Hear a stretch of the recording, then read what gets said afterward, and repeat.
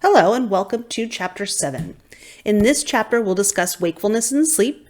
In this video in particular, you should be able to understand the functions of endogenous rhythms by the end of the video, as well as identify the Zeitgeber for sleep in humans.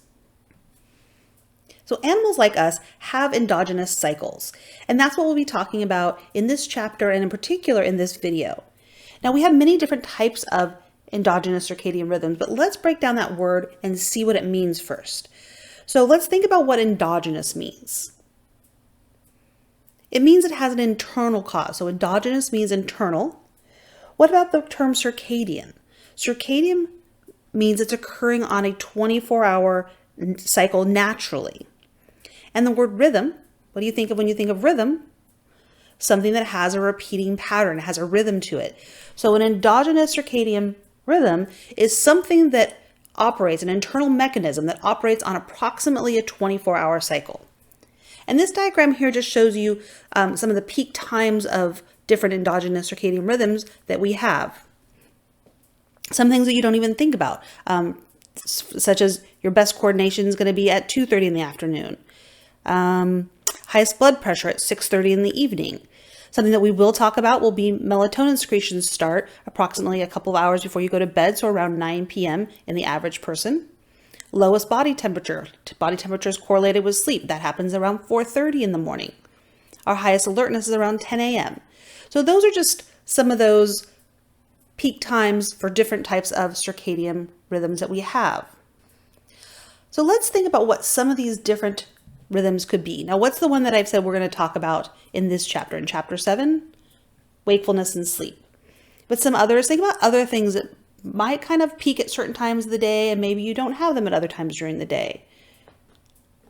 Hopefully, frequency of eating and drinking. So we tend to get hungrier at certain times of the day, and then our drinking, we don't drink as much when we're sleeping, hopefully, or if you're like me, you have to get up and go to the bathroom all the time.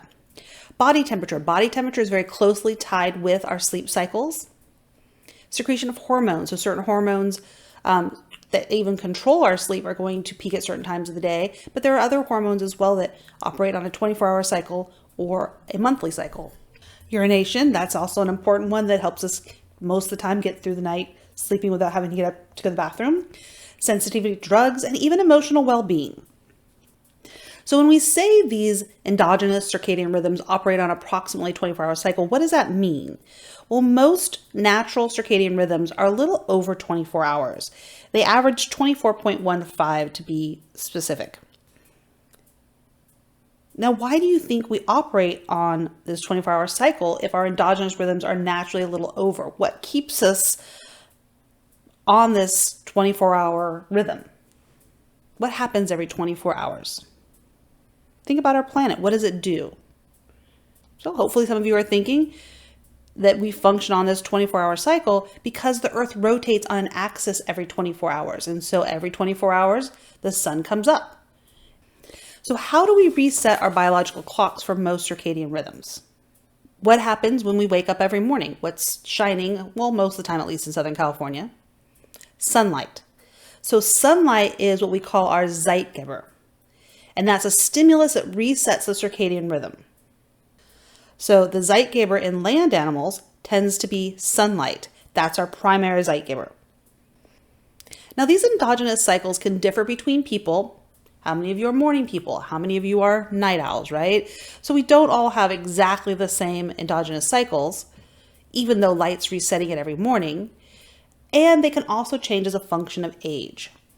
So you can see here on this graph, we have age on the x-axis in years, and we have on the y-axis the time in the middle of our sleep that occurs on days when we have no obligations. And so you can see here at the age of 10, that time in the middle of our sleep cycle is about 3 o'clock in the morning. So if you think a 10-year-old probably is sleeping like 10 hours a night, so that means they're waking up at 8 and they're going to bed around 10 p.m. That's probably a little late for a 10-year-old. My kids really actually probably slept about 12 hours at this time, going to bed probably closer to 8:39 and waking up, of course I had to wake up for school around 7. But you can see this time in the middle of our sleep cycle increases as we get older, and it peaks around the age of 20. So it's normal for college students to want to stay up later.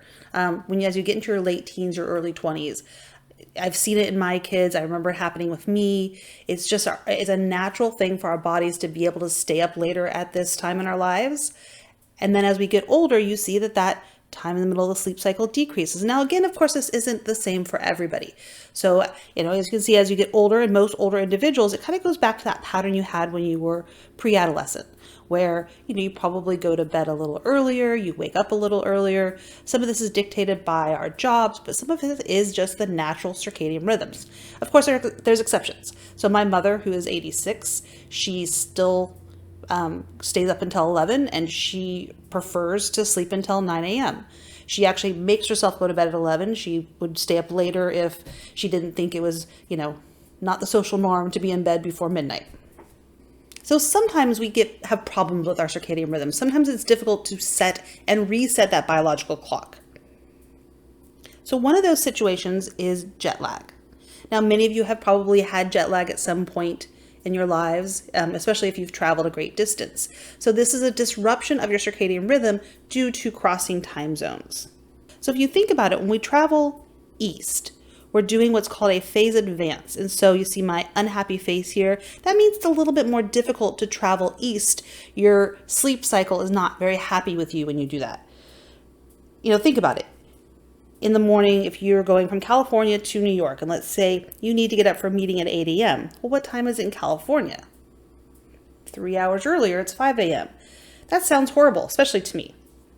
Same thing with going to bed. It's going to be harder to go to bed, right? Say you want to try to go to bed at 11 o'clock on the East Coast. What time is that at home? That would be 8 p.m. That seems a little early for someone like me, at least. Now, when you travel to the west, it's a little easier. So that shows my happy face because you're having a phase delay. So if you're used to East Coast time and you travel to California, when it's 9 o'clock in California, it's going to be midnight in New York. So that's going to be easier for you to go to sleep. So, and get your full night's rest. You might wake up a little earlier because when it's, again, 5 o'clock in California, it's 8 o'clock in New York. But your body will adjust a little easier to that because you're getting a full night's rest. Whereas when you do the phase advance, you might not be getting that full amount of rest. So with jet lag, you end up with sleepiness during the day, sleeplessness at night, and impaired concentration. Of course, the farther you go, the worse that can be. And it can take time. We had friends that came back from Ireland last fall, and it took them a week to readjust. They were going to bed at they wanted to go to bed at 5 o'clock at night and were waking up at 3 o'clock in the morning and just couldn't get their biological clock to reset. Another situation where we have problems with our biological clock setting and resetting is shift work. So people who work nights and then have to come home and sleep during the day, it might be difficult because they get out of their job, they walk to their car, and what do they see? The sun. That's resetting their biological clock. Or they get home and, you need to have special blackout shades and all those kinds of things. Plus there's more noise during the day when people are trying to sleep. And buildings, they might have light when you're working at night, but they're typically not the right types of light or enough light to reset your biological clock indoors in a night shift setting. So these shift workers have trouble sleeping during unnatural time. And that occurs even, in people that have worked certain night shifts for a long period of time. And other jobs kind of do some cruel things to their workers. Like I have a couple of neighbors who both work for refineries, different ones, and they both work 2 weeks on nights and 2 weeks on days. So their body never gets to adjust. And I guess the idea is that people who are working those night shifts don't have to be sleep deprived for an extended period of time.